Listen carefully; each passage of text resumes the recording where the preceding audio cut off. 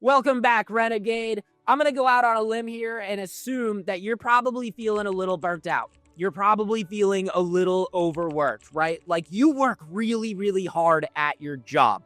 You get results. You get stuff done. You demonstrate a high degree of competency at your job. But as a result, more and more tasks seem to be coming your way. Your bosses and your employers seem to be leaning harder and harder on you to maintain a high level of output, but you're not necessarily getting the same level of recognition and compensation as a result, right? And this is leading to you feeling burnt out, used, and abused by your employer. So why does this keep happening to so many of us, especially as renegades? Well, the answer is rooted in a deeply held belief that is destroying our career advancement and our potential, and that's called the just world theory. In the next 12 minutes, we're going to dive into what is the just world theory and how is it contributing to us adopting attitudes of high competency but low assertiveness? And what are 3 steps that we can take to help us reestablish our value to our bosses and our employers and finally get that fair recognition and compensation that we all deserve? I'm Radar, and I've spent the past 10 years studying human behavior and analyzing conflicts all over the world, from universities to government agencies to even jumping out of airplanes with special operations. But what's my real expertise? That's turning complex problems into actionable solutions. My mission is to give you the most effective tools so that you can crush your own challenges and make a meaningful, positive impact on the world. So let's dive into it. Welcome to the Renegade Institute. So the problem is rooted in people's deeply held belief in something called the just world theory, or is more appropriately named the just world fallacy. The just world fallacy is a cognitive bias where people believe that the world is an inherently fair place, right? That people get what they deserve in life, that good people get rewarded and bad people get punished. But the problem is that this idea doesn't really hold up in life, right? All it takes is a quick look and we can see countless examples of politicians, business leaders, and individuals becoming spectacularly wealthy and powerful through morally reprehensible actions with almost no legal or financial consequences. Basically, the world seems to be rewarding bad behavior all the time. Just as an example, right? Jordan Belfort, aka the Wolf of Wall Street. You may have seen him in his Hollywood hit movie, right? He ran a massive fraud scheme for years. He lived like a king on stolen money. And then when he eventually was caught, he only served 22 months in prison. And then when he got out, he got book deals and then went on to become even more famous from his Hollywood movie and giving motivational speeches about his careers. These are just simple examples of how bad behavior, how people who are selfish, people who do not invest in their communities are being rewarded all the time. And the list goes on and on. We have Elizabeth Holmes of Theranos. We have Ken Lay of Enron. We have Eric Prince of Blackwater and Bernie Madoff, just to name a few. So where does this come back is this is in direct contradiction to our understandings of the just world fallacy, right? Where the just world fallacy, it really has no basis in reality, but we end up adopting it because it's comforting, right? It ends up giving us some sort of self-control in an indifferent and chaotic world, where if good things happen to good people, all I need to do is be good, and then good things will happen to me, right? And that's the way that I can kind of protect and insulate myself from the craziness that goes on in the world. But essentially, it's a fairy tale that we're telling ourselves to try and feel good, to try and feel more secure, and avoid the uncomfortable truth that ultimately life doesn't owe us, right? And our bosses, they're not tracking all of our contributions. They're not recognizing everything that we're doing with hopes of rewarding us. Rather, they're focused on how they can cheaply extract as much value out of their products as they possibly can. And so what ends up happening is like the world doesn't really hand out karma points, right? Bad behavior is getting rewarded all the time. And if we're sitting around waiting for our hard work, for our contributions to be recognized, then we're kind of playing into a rigged game.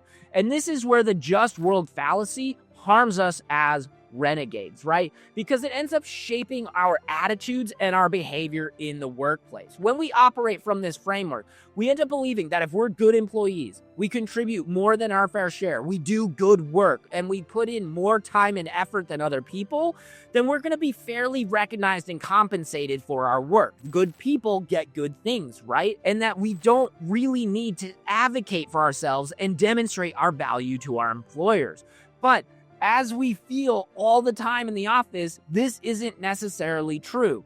And what happens is that this framework leads to us adopting something that's more of an accommodating conflict strategy, right? Where we end up placing the needs of our employers over our needs and our success. If you want to know more about this, check out our 5 conflict styles episode. There's going to be a card up top and a link down in the description where you can learn more about the accommodating conflict strategy. We as renegades, we need to learn how to reframe and rethink about this problem, right? And what I call it is the high competency, low assertiveness dilemma, right? Where basically the idea is the most easily abused and overworked employees are those that score high on competency, where they do a really good job. They produce good work. They do it quickly and efficiently, and they contribute more than they are asked to. But they also score low on assertiveness, right? Where they don't complain. They don't push back. They don't ask for raises or promotions. They don't try to advocate for themselves,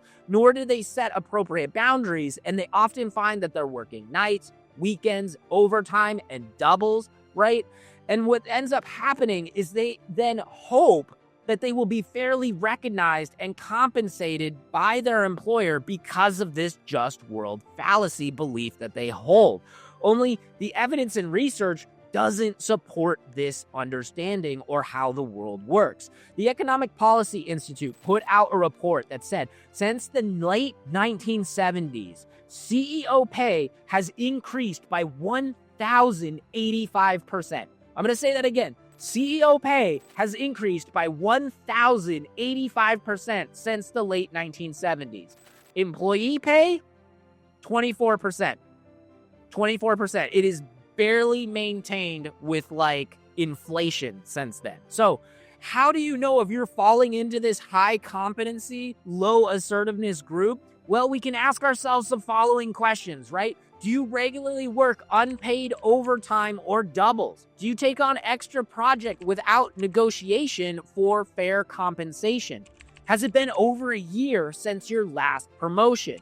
Do you avoid asking for what you deserve because you think you'll be eventually noticed, right? If you answered yes to any of these questions, then you're likely being exploited. Now, I'm assuming if you're still watching this video, you feel this on a visceral level, right? Like you find you're the it guy. You're constantly being given more work, more responsibility, taking on training that new employee in addition to doing your normal daily tasks, right?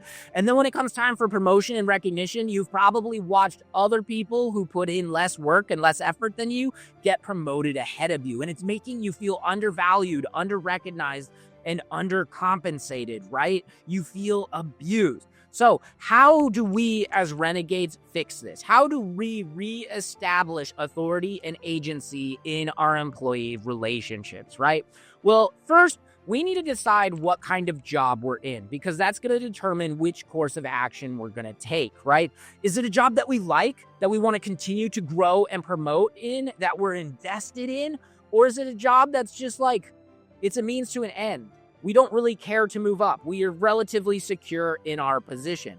Well, if we don't care to promote, we can't really be fired. We're secure in our position and we just like, it's just like, I'm just here to make my money, right? Well, then the easy button answer is we're just going to lower our competence, right? We're just going to become less competent. We're going to put in less effort and energy. And we're going to employ a strategy of strategic disengagement. We're going to stop giving our 100% effort into everything, right? We're going to match our efforts to the job description. We're only going to work our contracted hours, and then we're going to log out, log off. We're not going to answer work emails or phone calls outside of normal work hours. And we're going to complete our assigned tasks to the stated standard and nothing more, right? And then we're going to take that excess energy that we would normally be dumping into work, and we're going to find a better place to put it, right? Something that's going to be more rewarding to us, whether it's a side hustle, whether it's our family, or whatever else we gotten on. We're going to do this for temporary jobs that are basically a means to an end. Like all we need, we want our paycheck and we want to move on with our life. Or positions we're very, very secure in that we don't really care to promote, or promotion is pretty much guaranteed and is independent of our job performance. But for most of us as renegades, like this sounds awful. This sounds terrible, right? Like this pretty much grates on our soul, right? This is not something we want to do. Strategic disengagement, weaponized incompetence, it's icky, all of it. So that basically means we're probably on the flip side, right? Where we're at an organization that we do want to invest in. We don't want to disengage. We want to continue to grow. We want to continue to contribute in this organization. Then we're going to have to adopt a different strategy, which is raising our assertiveness, right? So how do we raise our assertiveness? With 3 specific steps. First step we're going to ask for a performance review. But like all things with renegades, we're going to do it a little bit different, right? We're going to ask for a performance review with our superior, but we're going to bring our own notes to it ahead of time, right? What we're going to do is we're going to take the job listing that we were hired under, or we're going to find a similar job listing on LinkedIn or Indeed if we can't find the original one we're hired under. And then we are going to write out with specific, observable, and measurable outcomes how we fulfill each one of those job descriptions, right? And then when we have that meeting with our boss, we're going to ask our boss, hey, I understand that this is what I was told I was going to be held to, but I want to know from you specifically, what do you look for as my supervisor? What does meeting the standard look like? And then what does exceeding the standard look like? And make sure you have them write this out.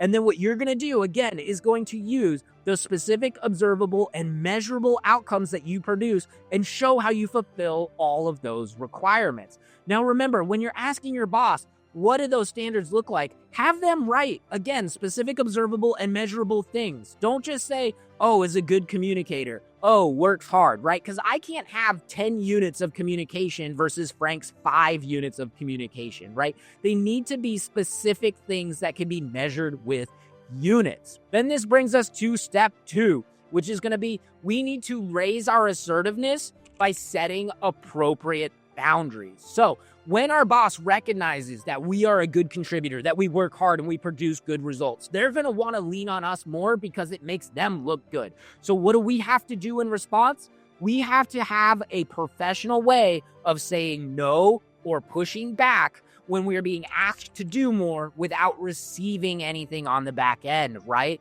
And then with that professional way of doing that is basically when our boss comes and goes, hey, you do really good work. I would like you to do your whole job and train this employee at the same time.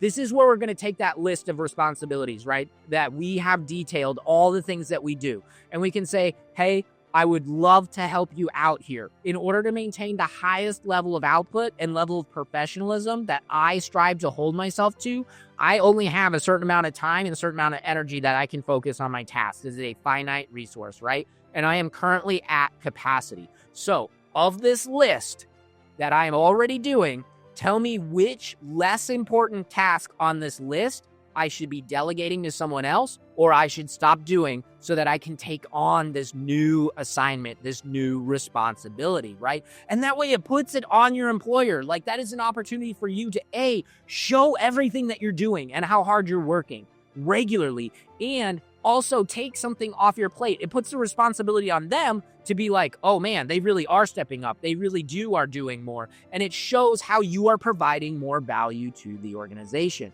The other thing you can do is you can say, hey, I would love to keep doing that, but right now I'm maxed out. If you would like me to take on this extra duty or extra responsibility, how can I be fairly compensated for this additional role? Such as when I was working in a restaurant, if you trained an employee while working your shift, you got a free drink at the end of the night and free dinner, right? That was a way to be extra compensated for extra work. So if you're working nights, you're working late, you're doing a double, hey, maybe I can get next week off to go take some time with my family. Hey, maybe I can get some bonus pay or overtime pay or something like that. Make sure that we are negotiating for, if we are providing more, we are getting more back. Our time is our most valuable resource. Remember, if you take more than your fair share of objectives, you'll find that you have more than your fair share of objectives to take. This brings us to our third step in raising our assertiveness with our employer, and that is asking for that promotion, right? So we're going to go back. We're going to have that list of specific, measurable, and objective outcomes as prepared between you and your boss when you did your performance review. You can now come back and show how you've exceeded every single one of those standards set for you for both meets and exceeds the standards. And then we're going to ask for a promotion, and we can demonstrably show, hey, I am doing so much work. I am bringing so much value to this organization. I would like my pay to be commensurate with the value that I'm bringing. I would like to be fairly compensated for the value that I'm bringing this organization. And then this also helps in the event that someone else gets promoted ahead of you. You can have that meeting with your boss or your supervisor and be like, hey, can you show me on this list of these things that we've detailed together where I underperformed, where that other employee outperformed me, so that I know what I can do better next time. And what that does is that forces them to really compare apples to apples. Was that other individual actually better than you? And it puts the responsibility on them to detail to you why you weren't good enough. And that can help increase your power strategy by putting them in that position. What are some common mistakes that people make when they are trying to raise their assertiveness? And this is one that I really struggle with all the time at work. And that is like, don't get pissy, don't get whiny, don't complain. I do it a lot of time at work because my job has a lot of aspects to it that are really infuriating. And I emote through talking and work through cognitive dissonance by talking about it and emoting about it. But a lot of times it just kind of makes me sound like a complainer. It makes me sound like someone that just whines and moans all the time, right? And I constantly have to ask myself, am I acting with power? Am I acting with authority? Am I acting like someone that I would look up to? And I often have to be like, oh man, this is not the time and place to do this. I can go do this at home with my family. I do not need to be doing this in front of my peers, right? Also, we don't want to say we're working harder and better. We want to show it with demonstrable data. It's stuff that needs to be measured, right? I don't have X number of units of working hard. Instead, I want X number of hours worked, X number of tickets closed, X number of sales closed, X number of clients served. You want to have a unit to demonstrably show what you are contributing. Also, raising our assertiveness does not mean we need to get more combative. That is something that is a hang-up that a lot of people have, where they feel like in order for them to be more assertive, they have to be more aggressive, they have to be more combative. And that is not necessarily true. Check out our episode on the 5 different conflict styles. There are 3 conflict styles where we raise our assertiveness, but 2 of them don't require you to get more combative. So check out that episode in the card or the link down below to learn more about how to do that. So, all too often in life, we find if you are a really good employee, you are going to be overused and potentially abused by your employer. It might be on purpose, it might not be on purpose, but basically you produce good work, you make your boss look good, and they're going to lean on you more. And this is going to lead to you feeling undercompensated and underrecognized and possibly burnt out and abused, right? And this is because your employer is leaning on your belief in the just world fallacy, that if you put good into the world, it's eventually going to find its way back to you.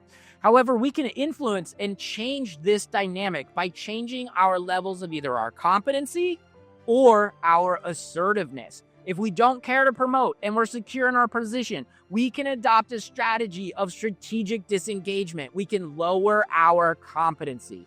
But if that's not your style, which it probably isn't if you're a renegade, then we need to raise our assertiveness, right? We need to be asking for our performance reviews. We need to be setting boundaries on being overworked and being like, hey, I am maxed out on what I currently can do. Which of these tasks would you like me to hand off to someone else so I can take on this new task? And then lastly, we need to be proactive in asking for those promotions. And if you do all of this and you still fall short, you still find that your job isn't respecting you, your time, and your contributions, then it's time to quit. It's time to find a place that's willing to invest in you and do a little bit more for you and have more of an equal relationship there. So what did you guys think of this content, right? Did it resonate with you? I felt really compelled to make this episode because I find it happening all the time at work, where I see highly competent employees that bend over backwards to provide value to their organization, but they're low on assertiveness and they end up getting used and abused all the time, where they just get more and more responsibility. Do you know someone in your workplace that is experiencing this? Maybe you can share this video with them and help them understand the dynamics and the situations that they're going through. Or if you're experiencing it yourself, drop a comment below. Tell us how you've experienced it and what strategies you took to try and get out of it. If you found value in this video, hit that like, hit that subscribe button, because we got new great episodes coming out every 2 weeks so that you can stay in touch. And our final quote of the day is going to be coming from Friedrich Nietzsche, right? And this quote goes a little bit harder than I would normally like to, but I feel like it really highlights the point and helps me keep things in mind anytime I start leaning into the just world fallacy, which is life does not punish evil. It punishes weakness. So if we don't advocate for ourselves, no one else will, right? We have to be the best advocate for ourselves. We have to set appropriate boundaries and standards. But until next time, keep forging your path and keep at it. Lux Via, my friends. Cheers. It's the communicator from Star Trek. Spock, beam me up. Do I want one higher? Do I want one lower? What should I do?